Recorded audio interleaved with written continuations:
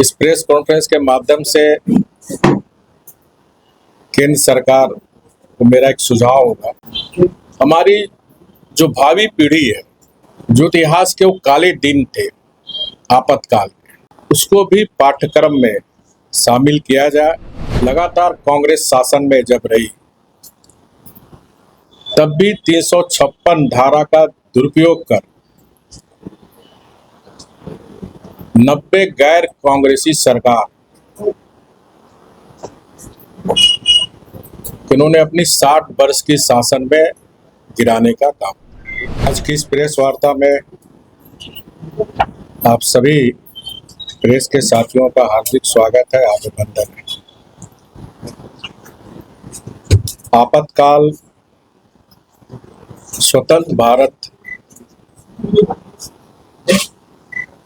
का एक काला दिन है।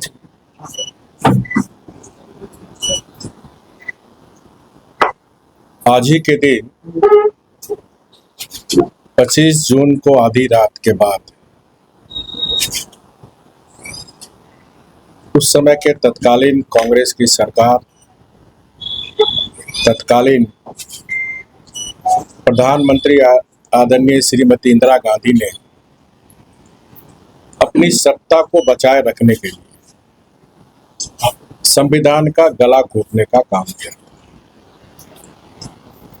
मैं आपको बताऊं, जून 1975 की दो तिथियां बहुत महत्वपूर्ण हैं। पहला 12 जून, जब गुजरात में छात्र आंदोलन के कारण वहां विधानसभा के हुए चुनाव में इंदिरा कांग्रेस को भारी पराजय हुई। और उसी दिन 12 जून को इलाहाबाद के हाईकोर्ट ने रायबरेली के लोकसभा सदस्य श्रीमती इंदिरा गांधी की सदस्यता को निरस्त किया और साथ ही साथ चुनाव में भ्रष्टाचार का उपयोग करने के लिए 6 वर्षों के लिए उसको निष्कासित किया गया, आयोग घोषित किया गया। और उसी सत्ता को बचाने के लिए देश में बिना कैबिनेट की चर्चा किए, बिना कैबिनेट की अनुमति लिए हुए उस समय के तत्कालीन राष्ट्रपति फखरुद्दीन अली अहमद से हस्ताक्षर कराने का काम किया। और 25 जून को ही रात भर में देश के अनेक नेता, हमारे लोकनायक जयप्रकाश नारायण, अटल जी, अडवाणी जी, मोरारजी भाई देसाई जैसे कांग्रेस के विशुद्ध नेता, पूर्व प्रधानमंत्री चंद्रशेखर जी, रामधन जी, सैकड़ों कार्यकर्ता को जेल भेजने का काम किया। यानी पूरे देश को जेल खाने बनाने का काम इमरजेंसी के दौरान। उस आपातकाल के कारण संसद, न्यायपालिका, विधायिका जैसी संस्था पर प्रहार करने का काम किया। जो देश की आम जनता की जो मौलिक अधिकार है, उस मौलिक अधिकार को भी छीनने का काम किया। राष्ट्रीय स्वयंसेवक संघ, जमाते इस्लाम, आनंद मार्ग जैसी संस्था को भी प्रतिबंध करने का काम किया। और लाखों लोग को, राष्ट्रीय स्वयंसेवक संघ सहित अनेक संस्था के लाखों लोगों को जेल खाने में बंद करने का काम। और उस जेल खाने का भुक्तभोगी मैं भी रहा। जमशेदपुर जेल 1 महीने रहने के बाद गया के सेंट्रल जेल में मैं भी एक लोकतंत्र के प्रेमी के सेनानी के रूप में, सेना के रूप में मुझे भी जेल देश की जनता इस आपातकाल के विरुद्ध आवाज उठाने लगी।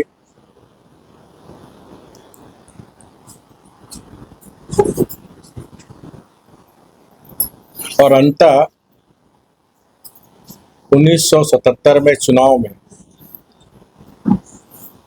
देश की जनता, मुझे याद है उस समय हमारे बालूबासा में मुस्लिम बस्ती भी, वहाँ के लोग स्वयं चुनाव के दिन टेबल कुर्सी मंगाने का काम किए और सारा देश, चाहे वो हिंदू हो, मुस्लिम हो, सिख हो, ईसाई,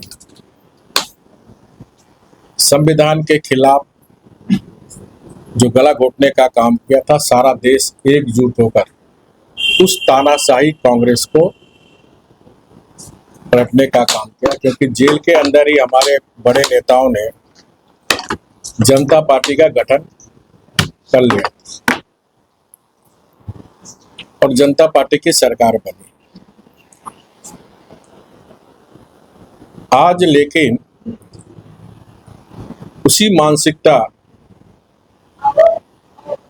से भरी कांग्रेस पार्टी आज संविधान की दुहाई दे रही है। संविधान के किताब ले लेकर लोग को घूम रहे हैं, जबकि इनको संविधान की दुहाई देने का कोई नैतिक अधिकार नहीं है। देश की जनता ने इनकी हरकतों को लगातार कांग्रेस शासन में जब रही तब भी 356 धारा का दुरुपयोग कर 90 गैर कांग्रेसी सरकार इन्होंने अपनी 60 वर्ष की शासन में गिराने का काम। इस प्रेस कॉन्फ्रेंस के माध्यम से केंद्र सरकार को मेरा एक सुझाव होगा, जिस तरह स्कूली छात्रा को स्वतंत्रता आंदोलन और स्वतंत्रता सेनानियों के बारे में पाठ्यक्रम में पढ़ाया जाता है, उसी तरह हमारी जो भावी पीढ़ी है, जो इतिहास के वो काले दिन थे आपातकाल में, उसको भी पाठ्यक्रम में शामिल किया जाए ताकि भावी पीढ़ी के साथ साथ आने वाली पीढ़ी भी किस तरह संविधान का गला घोटकर देश का गला घोटने का काम किया था, तो हमारी पीढ़ी को जानकारी होनी चाहिए। जमशेदपुर में भी, क्योंकि मैं उस समय 18-19 साल की उम्र था, एडमिशन कॉलेज में लिया था और मैं सीधे उस समय बिहार में कांग्रेस पार्टी के अब्दुल गफूर मुख्यमंत्री थे। बिहार में भी छात्र आंदोलन, भ्रष्टाचार, शिक्षा में आई गिरावट को लेकर आंदोलन चला। लोकनायक जयप्रकाश नारायण जी जमशेदपुर में 2 बार आए, उनका सानिध्य भी प्राप्त हुआ और 10 जुलाई 1975 को बसंत टाकीज के पास पुलिस के द्वारा फायरिंग भी हुई। 3-4 छात्र को गोली भी लगी और इसी बसंत टाकीज के चौक भी हम लोग आज शहीद स्थल के रूप में याद करते हैं। इस प्रेस कॉन्फ्रेंस के माध्यम से भारतीय जनता पार्टी सारे देश में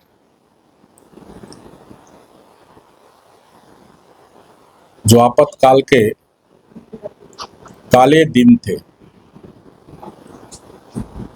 उनको देश को अवगत कराना के लिए ही आज ये प्रेस पार्टी के द्वारा आयोजित की गई। धन्यवाद। सर, आप जो 1 महीने जेल में रहे, 1 महीना नहीं रहे, तो सबसे पहले उस समय इमरजेंसी लगाने के बाद DIR में लोग को गिरफ्तार कर 1 महीना में जमशेदपुर जेल में रहा, फिर गया सेंट्रल जेल में रहा। क्या अनुभव रहा जेल का? देखिए, जेल में अच्छा अनुभव रहा, क्योंकि उस समय एकदम युवा थे, जोश था, उमंग था कि देश के लिए, समाज के लिए, राज्य के लिए कुछ करने का। तो जेल में भी राष्ट्रीय स्वयं सेवक संघ के भी लोग थे, जमाते इस्लाम के भी लोग थे, आनंद मार्गी के लोग भी थे। जमशेदपुर जेल में जो पॉलिटिकल प्रिजनर को जो सुविधा मिलनी चाहिए थी, वो नहीं मिल पाने के कारण हम लोग जेल के अंदर भी आंदोलन किए थे। और 16 अगस्त को हम लोग को जमशेदपुर जेल से गया सेंट्रल जेल भेजने का काम किया, जिसमें हमारे पूर्व विधायक दीनानाथ पांडे भी साथ थे। काफी जमशेदपुर के लोग भी थे। गया सेंट्रल जेल में भी वहाँ उस समय रामगढ़ के राजा, क्या सिंह नाम है, क्या नहीं करता, राजा थे। वहाँ भी हम लोग जन संघर्ष समिति बनाए, कामाख्या नारायण सिंह। तो जेल के अंदर एक दूसरे के लोग RSS के भी भाई जा रहे हैं, जमायत इस्लाम क्या है, आनंद मार्गी क्या है, और डेली शाम को हम लोग गया सेंट्रल जेल के पास इकट्ठा होते थे, नारा लगाते थे, जेल का फाटक टूटेगा, लोकनायक जयप्रकाश नाथ छूटेगा। डेली का हैबिट था। हाँ, जमशेदपुर के हमारे परसोटी के रामदत्त सिंह भी थे, वो भी बहुत क्रांतिकारी नेता थे। तो जेल का जीवन बहुत ही अच्छा व्यतीत हुआ, बहुत चीज जानने समझने का मौका भी मिला, अन्य जो सामाजिक संस्था उसको भी समझने का मौका मिला। आपको कब जानकारी मिली कि बच्चे बन गई है और कैसे आपको दिखता है? जो किशोर संघ आप देख रहे हैं भालूबा सामने, उस समय कंपाउंड नहीं था, टीना का सेट था, खुला मैदान था।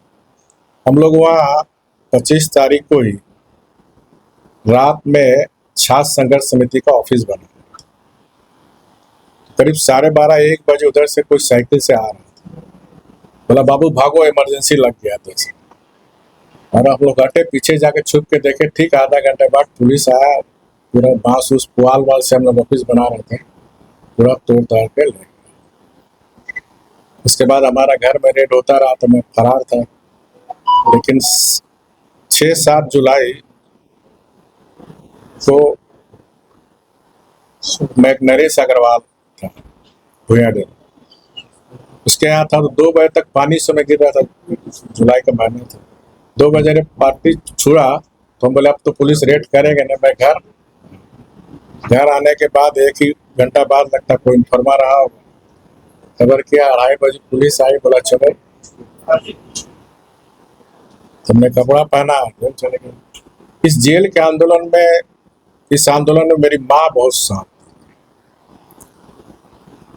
मैं जो भी संघर्ष के दिन में मेरी माँ का बहुत हाथ है।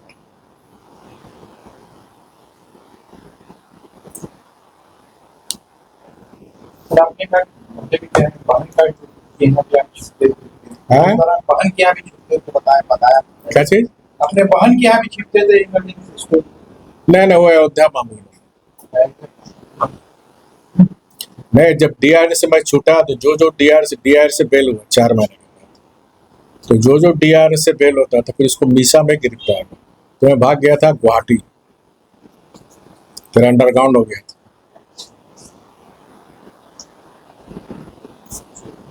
क्योंकि मीसा में ना जो कानूनी अधिकार उसको भी छीन लिया गया, कोर्ट आप नहीं जा सकते थे।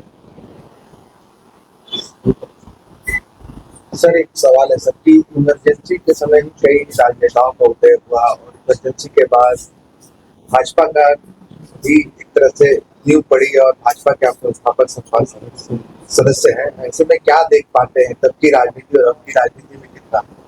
देखिए, निश्चित रूप से आज जो भी देश के शिखर पर है, चाहे अनेक राज्यों के शिखर पे है, तो सब जेपी आंदोलन का प्रोडक्ट है। चाहे हमारे देश के प्रधानमंत्री आदरणीय मोदी जी हो, अमित शाह जी हो, या बिहार के जो मुख्यमंत्री नीतीश जी हो, सुशील मोदी जी तो हम लोग के बीच नहीं रहे। उस आंदोलन में माननीय लालू यादव जी भी छात्र संघर्ष समिति की बैनर के तहत नीतीश जी, लालू जी, सुशील मोदी, इन तीनों की जोड़ी थी। लेकिन गिरावट तो पूरी समाज में है और उसी समाज से भी राजनीति, चाहे पत्रकारिता, और इस इमरजेंसी में स्वतंत्र भारत में पहला बार प्रेस सेंसरशिप हुई। कुलदीप नैयर जैसे वरिष्ठ पत्रकार सैकड़ों पत्रकारों को भी जेल भेजने का काम किया, स्वतंत्र भारत में पहली बार। तो ब्रिटिश के जब अलग देश के लिए आंदोलन हो रहा था, तब भी ब्रिटिश सरकार ने पत्रकारों पर अंकुश नहीं लगा, लेकिन स्वतंत्र भारत में पहली बार कांग्रेस पार्टी श्रीमती सोनिया गांधी ने प्रेस पर भी सेंसरशिप करके कुलदीप नैयर जैसे वरिष्ठ पत्रकार, अनेक पत्रकारों को भी जेल भेजने का काम। तो जो आज समाज में गिरावट के कारण, चाहे राजनीतिक क्षेत्र हो, पत्रकारिता क्षेत्र हो, कॉर्पोरेट सेक्टर हो, हर सेक्टर में गिरावट आई। तो उसी समाज का हम भी, लेकिन भारतीय जनता पार्टी हमेशा राजनीति में सुचिता, चाल चरित्र की बात करती है और उस पर हमारी पार्टी अभी भी चल रही है और इसीलिए देश की जनता हमें स्वीकार कर रही है। और कांग्रेस जो संविधान का गला घोटने का बार बार देश की जनता उसको नाकार रही है। गोल, जहां 27 वर्षों के सफर में 17,000 से भी अधिक छात्रों ने डॉक्टर एवं इंजीनियर बनकर भरे सफलता की ऊंची उड़ान, जहां साधारण छात्र भी झारखंड टॉपर्स बनकर बना रहे इतिहास। दूरदर्शी शिक्षाविद श्री विपिन सिंह के मार्गदर्शन में मेडिकल एवं इंजीनियरिंग के लाखों छात्रों के लिए आशा की किरण के रूप में गोल, नेशंस लीडिंग इंस्टीट्यूट। बायोम सिर्फ मेडिकल प्रिपरेशन का संस्थान। बायोम से लगातार दूसरी बार नीट यूजी में 700 मार्क्स पार। 10th पास स्टूडेंट्स के लिए फाउंडेशन कोर्स, 11th पास स्टूडेंट्स के लिए फ्रेशर कोर्स और 12th पास स्टूडेंट्स के लिए टारगेट कोर्स 17 अप्रैल से शुरू हो रहे हैं। कॉल 7360066190 और visit Biome, circular road near women's college and Hinoo, Ranchi. thefollowup.in. Like, share, and subscribe. www.thefollowup.in